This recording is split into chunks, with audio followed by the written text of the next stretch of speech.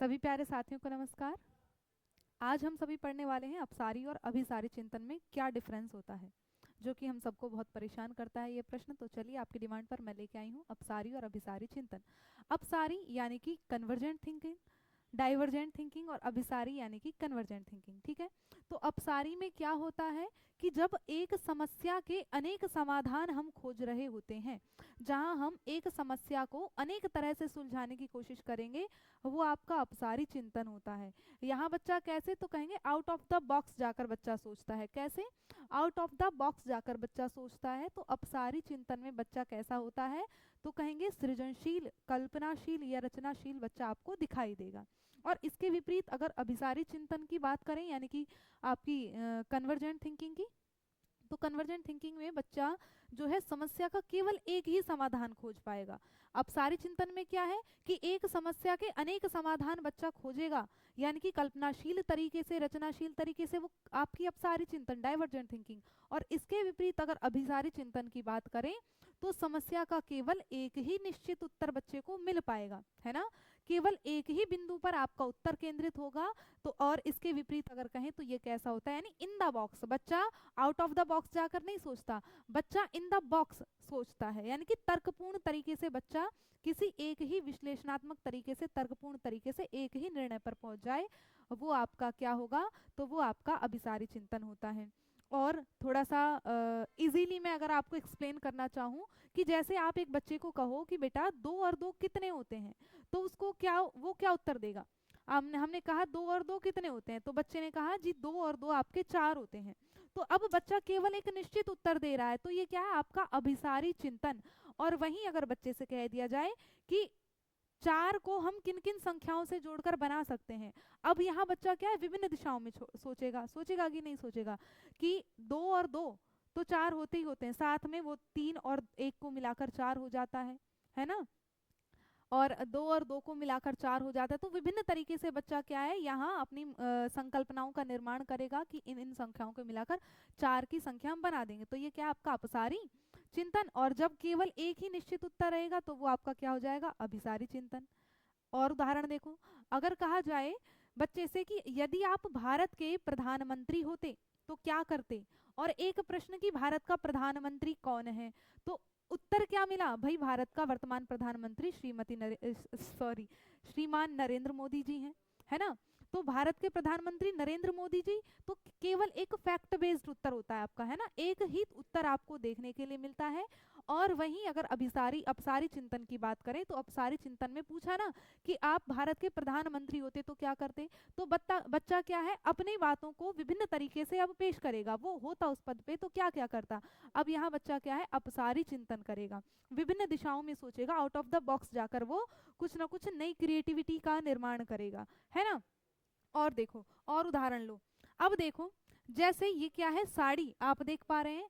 हालांकि जैसे सामान्य रूप से अगर देखा जाए कि हम वही अपने पारंपरिक तरीके से, इस तरीके से सामान्यतः साड़ी बांधते हैं, है ना। लेकिन औरतें, भाई औरतें या लेडीज डिपार्टमेंट में जो भी हैं, वो क्या है, शादी ब्याह में तैयार होने के लिए पार्लर जाती हैं। क्यों जाती हैं, क्योंकि वो उसकी जो सोच है वो अलग है। वो बिल्कुल आउट ऑफ द बॉक्स जाकर सोचती है कि हम एक साड़ी को विभिन्न तरीके से पहन सकते हैं। अब देखो, इसने बताया भाई हम इसको ड्रेस भी बना सकते हैं, एक उसने पूरी एक ड्रेस बना दी, इस तरीके से भी पहन सकते हैं, इस तरीके से पहन सकते हैं। तो उसकी क्या होगी, एक डाइवर्जेंट थिंकिंग हो गई। वो बिल्कुल आउट ऑफ द बॉक्स जाकर आपको नए नए तरीके से क्या है, साड़ी को ड्रेपिंग करना सिखा रही है। तो देखिएगा कितनी अभिसारी सोच, अपसारी सोच है ना। और उदाहरण, अब बच्चे जो लड़के हैं वो निराश हो जाते हैं कि भाई लड़कियां शादियों में जाती हैं, उनके पास बहुत ऑप्शन है, वो कुछ भी पहन सकती हैं, है ना, वो साड़ी पहन सकती हैं, उनके पास लहंगा है, अदर बहुत सारे ऑप्शन होते हैं लड़कियों के पास। और लड़कों के पास क्या, वही अपना पैंट शर्ट। लेकिन नहीं भाई, यहाँ तक भी सीमित नहीं है। ये रणवीर सिंह जी जो है, ये आपको बताते हैं हम केवल पैंट शर्ट तक सीमित नहीं है, हम भाई आपकी सलवार भी पहन सकते हैं। ये है आपकी अपसारी सोच, ये है अपसारी चिंतन। हम लहंगा भी पहन सकते हैं। देखो जी, इन्होंने बता दिया कि हम आउट ऑफ द बॉक्स जाकर कुछ भी कर सकते हैं। तो रणवीर सिंह ने बता दिया मेरी क्या है, अपसारी सोच है, अपसारी चिंतन है। तो अपसारी चिंतन क्या है कि जहां हम आउट ऑफ द बॉक्स जाकर एक समस्या के विभिन्न समाधान सोचें, वो आपका अपसारी चिंतन कहलाता है। और जहां केवल एक ही समाधान आपको मिलेगा किसी समस्या का, वो अभिसारी चिंतन कहलाएगा। ठीक है, आशा करती हूँ आपको अच्छे से समझ में आया होगा। तो इसी बात पर एक प्रश्न करते चलते हैं कि निम्नलिखित में से कौन सा प्रश्न किसी छात्र की आलोचनात्मक चिंतन कौशल का सर्वोत्तम मूल्यांकन करता है। ठीक है, चलिए प्रश्न के ऑप्शन देखेंगे कि आपकी पसंदीदा पुस्तक के मुख्य पात्र का नाम क्या है। 2, आपके अनुसार पुनर्चक्रण क्यों महत्वपूर्ण है और यह हमारे पर्यावरण के लिए किस प्रकार लाभदायक है। 3, इंद्रधनुष के क्या रंग हैं। और चौथा, पृथ्वी पर कितने महाद्वीप हैं। अब इन्होंने कहा है कि आलोचनात्मक चिंतन कौशल को जो विकास कर रहा है उसकी मूल्यांकन कर सर्वोत्तम कौन सा तरीका है। तो आलोचनात्मक मूल्यांकन का मतलब क्रिटिकल थिंकिंग, यानी कि अब यहाँ आप अपसारी चिंतन करोगे। और अपसारी चिंतन का मतलब क्या, जब हम विभिन्न दिशाओं के एक समस्या के अनेक समाधान खोजेंगे। अब बात की कि पृथ्वी पर कितने महाद्वीप है, आपका एक निश्चित उत्तर मिलेगा, इसलिए ये गलत कर दो। इंद्रधनुष के क्या रंग हैं, ये भी एक निश्चित उत्तर आपको मिलेगा। जहां केवल एक ही निश्चित उत्तर मिलेगा वो आपकी अपसारी चिंतन नहीं होता है ना। आपके अनुसार पुनर्चक्रण क्यों महत्वपूर्ण है और यह हमारे पर्यावरण के लिए किस प्रकार लाभदायक है।